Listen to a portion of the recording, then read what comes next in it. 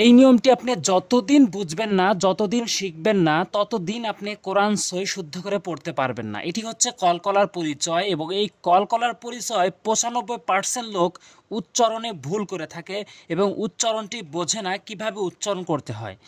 আপনি যদি পুরো ভিডিওটি দেখেন তাহলে আপনি অবশ্যই কলকলার পরিচয় বুঝে কিভাবে প্রয়োগ করে সহি শুদ্ধ করে পড়তে হয় এই বিষয়টি আপনি বুঝতে পারবেন।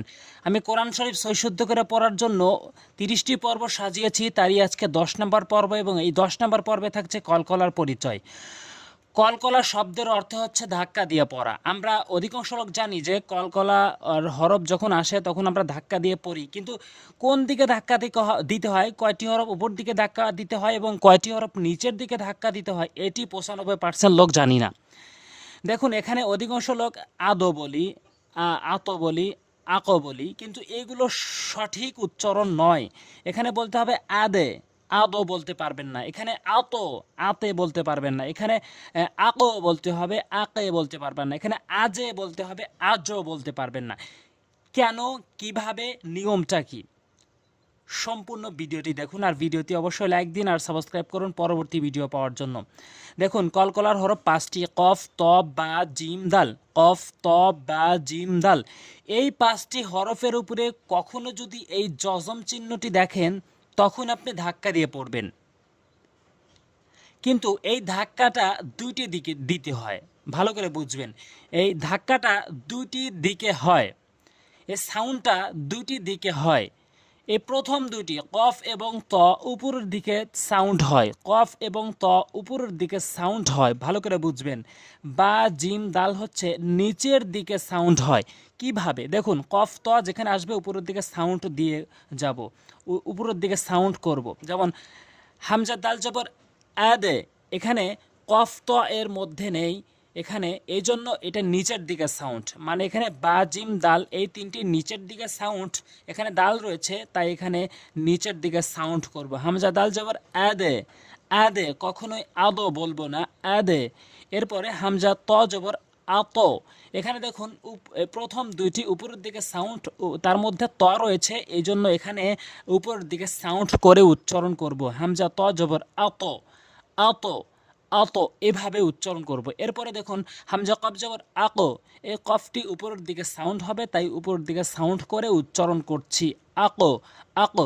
এরপরে হামজা জিম জবর আজে, দেখুন এখানে হামজা জিম জবর আজে, প্রথম দ্বিতীয় তিনটি বা, জিম, দাল নিচের দিকে ধাক্কা, এখানে জিম রয়েছে তাই জিমটি আমি উচ্চারণের নিচের দিকে ধাক্কা দিচ্ছি, আজে, আজে, আজে। হামজা বা জবর আবে, আবে, এখানে অধিকাংশ লোক আবতার বলে। সূরা কাউসার ওখানে ইন্নাশা নি একা হুয়াল আবতার বলে, এখানে বলা যাবে না, বলতে হবে আবতার। এখানে বা রয়েছে, নিচের দিকে সাউন্ড হবে, দেখবেন এখানে দ্বিতীয় তিনটি বা, জিম, দাল নিচের দিকে সাউন্ড, এই জন্য বা রয়েছে তাই আমরা এখানে নিচের দিকে সাউন্ড করব, আবে, আবে। তাহলে এখানে সেই অনুযায়ী আমরা এখানে উদাহরণে আমরা মিলাবো কোন কোন হরফ নিচের দিকে সাউন্ড এবং কোন কোন হরফ উপরের দিকে সাউন্ড, এগুলো আমরা মিলিয়ে মিলিয়ে বানান করে রিডিং পড়ার সময় আমরা মিলিয়ে মিলিয়ে উচ্চারণ করব। যেমন হামজা ত জবর আত, আইন জবর আ, মিম জবর মা, আত আমা, আত আমা, আতে বলা যাবে না, আত আমা। এরপরে আদে বলতে হবে, আদো বলা যাবে না। হামজা দাল জবর আদে, খ জবর খ, লাম জবল্লা, আদে খলা, আদো খলা কখনোই বলতে পারবেন না। এখানে আইন দাল জবর আদে, নুন দুই জেরে নিন, আদে নিন, আদো নিন বলতে পারবেন না, আদে নিন বলতে হবে। মিম জবর মা, সিন জবর সা, দাল দুই জেরে দিন, মাসা দিন। ও হ্যাঁ, একটি গুরুত্বপূর্ণ কথা হচ্ছে যে এই 5টি কলকলার হরফ যদি আপনি ওয়াকফের শেষে দেখেন, মানে ওয়াকফের সময় দেখেন তাহলে কলকলা করে পড়বেন। কলকলার পরিচয় রয়েছে যে এই 5টি হরফের উপর জজম হলে ধাক্কা দিয়ে পড়তে হয়, কিন্তু ওয়াকফের সময় এই জজম না হলেও আপনার ধাক্কা দিয়ে পড়তে হবে, জের, জবর, পেশ যাই থাকুক না কেন ধাক্কা দিয়ে পড়তে হবে। মাসাদে, মাসাদে। হাবা জবর হাবে, লাম দুই পেশ লুন, হাবে লুন। ইয়াজিম জবর ইয়াজে, আইন জবর আ, লাম পেশ লু, ইয়াজে আলু, ইয়াজে, ইয়াজে, ইয়াজো বলবেন না, ইয়াজে আলু। তাজিম জবর তাজে, রা ইয়াজের রি, তাজে রি। হামজা কফ জের ইক, ইক, ইক হবে না, ইক, র হামজা জবর র, ইক র।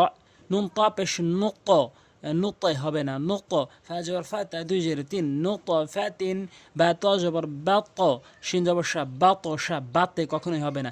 ওলাম জবর ওয়াল, ফাজিম জবর ফাজে, এখানে ফাজও হবে না, ফাজে, ওয়াল ফাজে, রাজের রি, ওয়াল ফাজেরি, মিম পেশমু হায়াজের হি, মুহি তদুই পেশতুন, মুহিতুন, ওয়াকফের সময় হবে মুহিত, মুহিত। এইভাবে কলকলার নিয়মগুলো, কলকলার পরিচয়গুলো বুঝে বুঝে পড়বেন, তাহলে আপনার তেলাওয়াতটি শুদ্ধ হবে, অন্যথায় ভুল হবে। তো পরবর্তী ভিডিও পাওয়ার জন্য অবশ্যই সাবস্ক্রাইব করে রাখবেন। আজ এ পর্যন্তই। আসসালামু আলাইকুম ওয়া রাহমাতুল্লাহ।